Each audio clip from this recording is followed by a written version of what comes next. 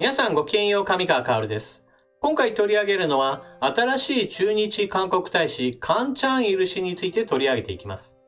今回この人物をなぜ取り上げるかといえば、この人物を取り扱ったニュースなどには漏れなく批判的なコメントなどが大量に集まるようなことがネット上で起こっています。私のチャンネルの動画においても、韓国の話題を取り扱っていないところにおいても、この人物に対する批判的なコメントというものが入るようになっていますから、一度私のチャンネルでも改めてどのような人物であったか取り上げる必要性を感じました。そしてこの人物がどのような人物であるか一言で言えば、生粋の反日政治家が日本に大使として赴任してきましたよとしか言いようがありません。思想的には反日思想であっても一応は駐日大使という形にはなるので、最近は自分自身の発言をひっくり返すようなことも言っているわけですが、これはあくまでも表面上を取り繕っているに過ぎません。ですが表面をいくら取り繕ったところで、過去の発言というものを追っていけば、それだけでどのような人物かというのは明らかです。それでは新しい韓国の駐日大使がどのような人物だったか、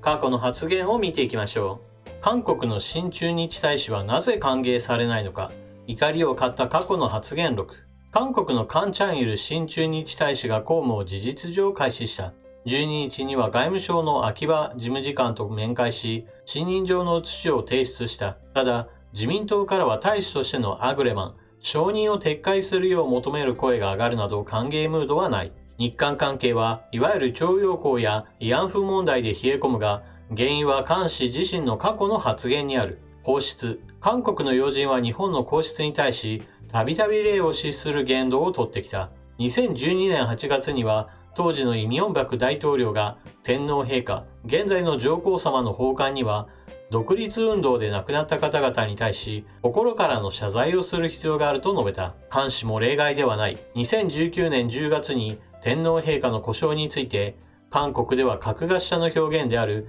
日曜と言おうと発言し、多くの日本人の怒りを買った。昨年12月には、大使として赴任すれば天皇と呼ばなければならない。韓国政府がそのように求めたと軌道修正しているが、不本意であることも滲む。慰安婦問題。日韓両政府は2015年12月に慰安婦問題に関する合意を結び、最終的かつ不可逆的な解決を確認した。カン氏はこれにも不服なようだ。2016年9月に、韓国では反発が強い。安倍晋三政権とパク・クネ政権の約束に過ぎないと一方的に断定。同10月には元慰安婦に対し、いつか日本国王や首相が来てひざまずいて謝罪するでしょうと語った。徴用工問題。いわゆる徴用工問題をめぐり、カン氏は昨年12月に、韓日が互いの名分を立てられる解決法を模索しなくてはいけない。方法はいろいろあると言及。今年1月にも、知恵を集め、真摯に議論すれば方法を見つけられると確信する。政治的に解決していかなければならないと語った。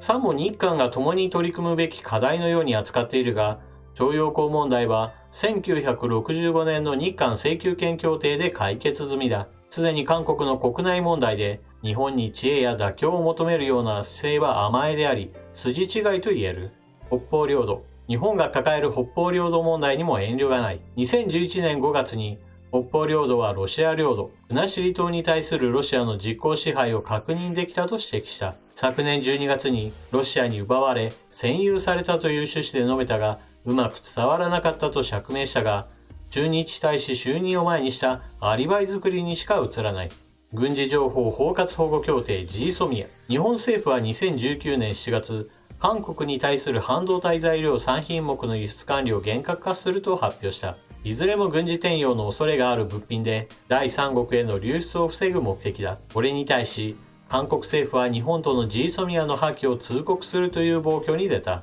カン氏は同8月に、破棄を当然検討するしかない。日本は論理的矛盾を犯している。敵対関係なのにどうして我々が協定を結べるだろうかと述べている。結局、日米韓の安全保障協力を重視するアメリカの怒りもあり、韓国側は破棄を凍結した。他にも、新型コロナウイルス対策として日本が外国人の入国制限を行ったことに対し、自国の政治に隣国を巻き込む外交の蛮行、昨年3月とする声明を出すなど暴言は止まらない。昨年11月に韓国政府が韓氏の大使人事を明らかにして以降、日本との関係に配慮する姿勢も見られるが、どこまで本音かは怪しい。自民党の山田参議院議員は、このような人物に大使としてのアグレマン、承認なども手の墓だと言ってはばからない。党中堅議員も、彼は知日で通っているようだが、決して親日ではない。火に油を注ぐような人事だと話す。インターネットニュースなどのコメント欄がどこまで世論を反映しているかは不確かだが、韓氏については厳しい内容が目立つ。自ら蒔いた種とはいえ、日本での怒りを鎮めるのは並大抵ではない。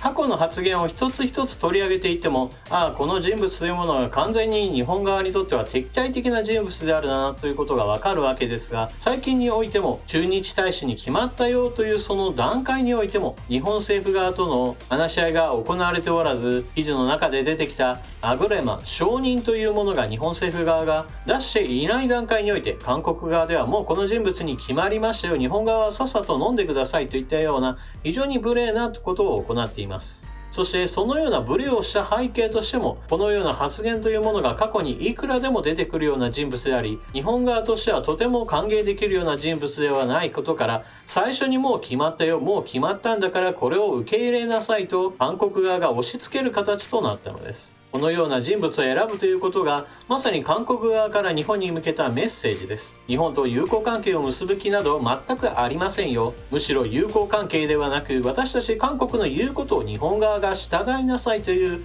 そうしたメッセージというものを言わずとも、この人事では語っていると考えるべきです。そして日本に赴任して、この韓大使は自民党の二階議員と面会を行いました。この面会の場において日韓関係の問題を解決していくために力を合わせていこうということで、両者は一致したと報道されています。一つの例を挙げれば、日韓問題における問題といえば慰安婦問題などがあります。しかし、これなどは日韓の間でおけるもう解決した話題であり、これを蒸し返しているのは韓国側です。自分自身で解決すべき話であり、日本が何ら協力する必要はありません。ですから日本側がすべき対応というのは、韓国側が一致協力して問題解決に当たりましょうと言ってきた時にも、問題はあなた方にあって我々にはない。自分自身で問題を解決してくださいとはっきりとお断りすることです。とはいえ、ムン・ジェイン大統領の任期はもう残り1年となったこの段階において、彼がどのような人物や政治家であったかというのはもう明らかで、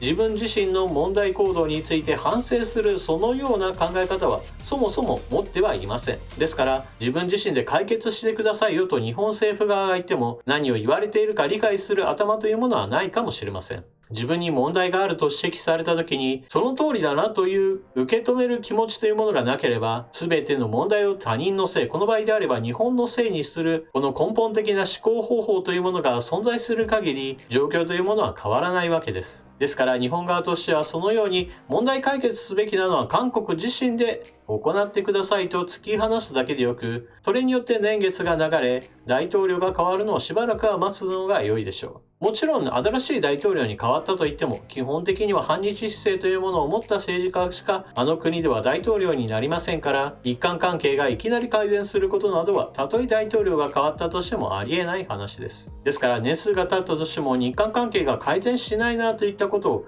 批判する人たちも出てくるでしょう。しかし日本政府はそのような批判に屈せず、信頼関係が築けない相手とは話し合いを行うような最低ライン、スタートラインに立っていないということを日本国内にももっと説明を尽くすべきでしょう。現代はとかく人権問題といったものが非常に大きな話題となります。そういった意味では韓国の政治家が例えば日本に対しては何をやってもいいんだといったような、それこそ日本に対する差別意識を強烈に持っているというのであれば、そのような人物に対してはしっかりと拒絶することこそが差別問題に対応するような現在の状況にこそふさわしい対応だと言えるのです。これまでの日本はそうした韓国側の日本に対する差別意識などに対して日本側が譲歩するような形でなんとなく話を収めてきたような悪い習慣が続いてきました。これからの時代はそれこそ時代の状況の変化に合わせて韓国に対しても毅然とあなたたちのやっていることは日本に対する差別意識もろ出しの人権意識の低い行為ですよということを指摘することが今後はもっと必要となるでしょう。皆さんはこの考え方はどのように思われるでしょうか。それでは動画を最後までご視聴いただきありがとうございました。